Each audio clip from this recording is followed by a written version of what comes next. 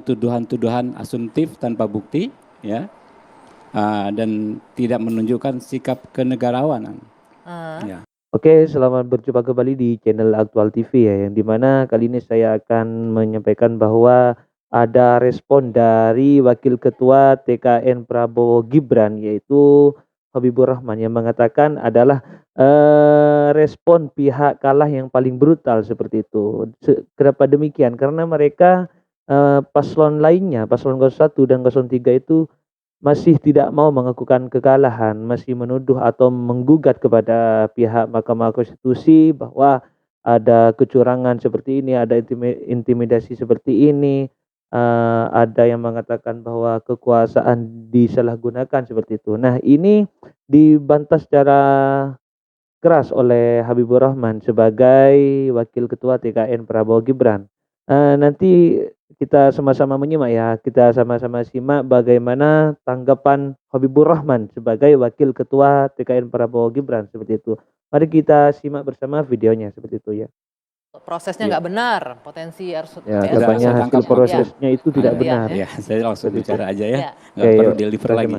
Jadi gini, justru saya berpendapat yang sebaliknya.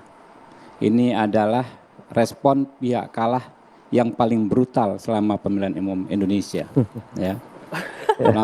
Melontarkan tuduhan-tuduhan asumtif tanpa bukti, ya, dan tidak menunjukkan sikap kenegarawanan.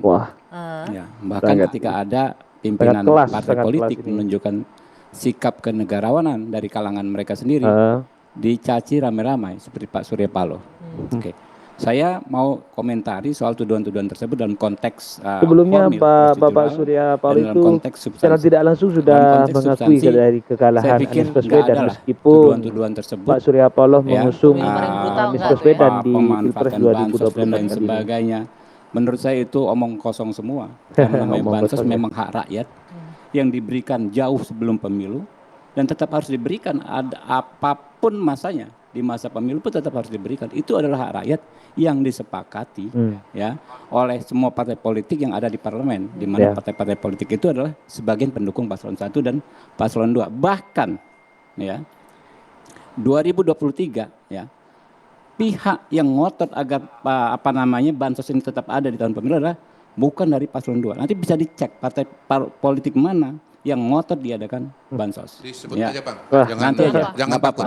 Ya, ingat Mas Kodari ingat nggak? Ya. Siapa Parpol? Enggak. Yang kedua, ya kan ya. Disebut Bang Habib. Kenapa enggak disebut? Ini dalam konteks substansi. Bung Fahri itu kemudian disebutkan soal kepada pencalonan Mas Gibran. Ini substansi juga. Saya jawab substansinya dulu. Kita tahu ada putusan nomor 90 Mahkamah Konstitusi. Lalu ada putusan MK, ya kan? Putusan MK sama sekali tidak masuk ke substansi perkara 90. Itu ditegaskan. Hanya menghukum saudara Anwar Usman diberhentikan karena tidak mundur. Oke? Dan dinyatakan putusan 90 itu tetap sah. Lalu respon terhadap putusan MK ini pihak yang tidak puas, ya.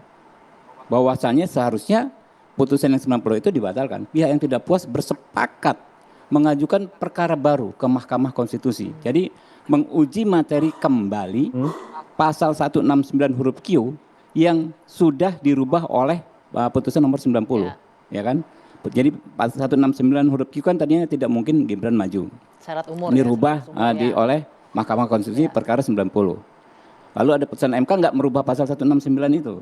Disepakatilah caranya gimana. Waktu itu semua sepakat bicara. Caranya dengan ajukan uji materi baru.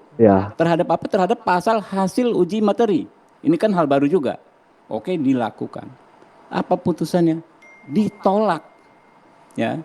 Jadi pihak-pihak yang sekarang berafiliasi ke paslon 1 dan 3 itulah yang mendukung uji materi, pengajuan uji materi 141. Saya ingat banget. Dan ketika itu kemudian Mahkamah Konstitusi justru menegaskan bahwa putusan 90 itu satu, konstitusional. Yang kedua, tidak mengandung intervensi dari luar. Itu di putusan 141. Ketiga, tidak menimbulkan ketidakpastian dalam negara hukum. Oke? Nah, lalu terakhir yang dipersoalkan ya adalah putusan Dewan Kehormatan Penyelenggara Pemilu yang menghukum ketua KPU. Ya. Terkait Ini pendapat proses Habibur Rahman sebagai Wakil pencapresan, Ketua TKN katanya Prabowo begitu. Gibran di Tapi Pilpres kalau Anda 2024 baca, kali ini ya. bahkan itu juga dikutip dalam permohonan paslon 1. Dalam putusan DKPP itu disebut bahwa putusan MK 90 nomor 90 itu berlaku untuk tahun 2024 dan KPU sebagai penyelenggara pemilu terikat untuk melaksanakan itu. putusan nomor 90 Ya. itu. Jadi tidak seperti yang disampaikan Mas Putusan Iwan tadi DKPP ya. itu Hasyim Asyari dihukum itu karena dua hal. Ya kan, pertama yang saya tangkap adalah ketidaksigapannya menindaklanjuti perkara 90. Jadi karena justru terlalu lamban. Yang kedua, karena ada proses pendaftaran paslon 1 dan 3 di hari pertama pembukaan pendaftaran, lalu paslon 2 di hari tanggal 25.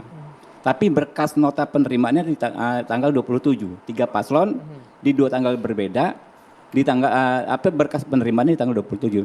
Which is ini nggak ada kaitannya dengan paslon 2, nggak menguntungkan sama sekali paslon 2 dan sama sekali tidak mendelegitimasi ya kan ya pencawapresannya Mas Gibran. Itu urusan lain. Hasyim Asyari Yang dimana dalam pernyataan dijatuhi ini juga putusan hukuman oleh ada DKPP nggak ada Bang kaitannya dengan Zainuddin legitimasi Paru, pencalonan Gibran. Roni Nah, lalu ini Talapesi dan dalam konteks juga M. prosedur Kodari ya. ya. Dalam konteks substansi begitu. Prosedur, orang bilang Mahkamah Konstitusi harus membuat terobosan hukum. Benar nggak? Ya. Orang bilang Mahkamah Konstitusi harus progresif. Faktanya ya, Mbak Anggi ya. Dan bahkan Hukum sampai kita detik bahkan ini sudah sangat dari progresif. tim hukum Hukum Anies kita bahkan Mohaimin dan sudah sangat juga membuat tim terobosan. hukum Apa Ganjar hukum kita Mahfud itu itu tetap ngotot. Dalam Undang-Undang gugatannya nomor mereka 7 minta tahun agar Pilpres 2024 tentang ini pemilihan umum. dilaksanakan ulang Makanya dan ketika mendiskualifikasi Abangku seperti tadi itu. Dan mendiskualifikasi bilang pasangan Habib Prabowo dulu Gibran sebagai seperti itu. pemohon lain sikapnya. Mereka Memang, berpendapat bahwa 2014 saya bertemu apa beliau ya, sebelum 2017 undang-undang tahun Pilpres berapa tadi? 2024 kali Itulah ini itu undang-undang yang sangat tidak progresif berjalan secara di jujur dan mana adil. Itu semua tetap keluhan ngotot kita mereka seperti itu. terkait pelanggaran TSM, terkait pelanggaran Mereka administrasi, meminta terkait Prabowo sengketa untuk proses, didiskualifikasi terkait dan meminta perselisihan untuk hasil Sudah pemilu pemungutan semua di ulang, sana ya. diatur pemilihan secara ulang detail seperti dalam itu. buku keempat. Lalu bagaimana kita melihat undang-undang ini dipraktekkan? Jadi kita itu berhukum, Anggi, lihat undang-undangnya dan lihat prakteknya. Ya, Prakteknya betul. adalah PHPU nomor 1 tahun 2019. Ya, betul.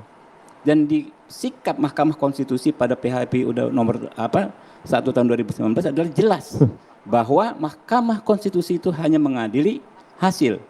Jadi Sengketa kalau tadi hasil, tidak prosesnya. kalau Mas Gibran Oke. dipersoalkan, ya ini saya biar nggak nanggung nih, ya kan, dipersoalkan keabsahannya, bisa ajukan yang namanya sengketa proses berdasarkan pasal 269. Ya. Kalau melihat banyak pelanggaran bansos dan lain sebagainya, bisa melaporkan yang namanya pelanggaran administrasi. Ya, betul. Tempatnya di mana, Anggi?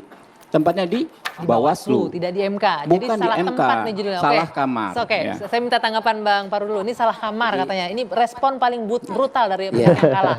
Makanya saya memang terima kasih. Ya, begitu Jadi apa ya. yang Ini respon dari Habibur Rahman itu menyebutkan bahwa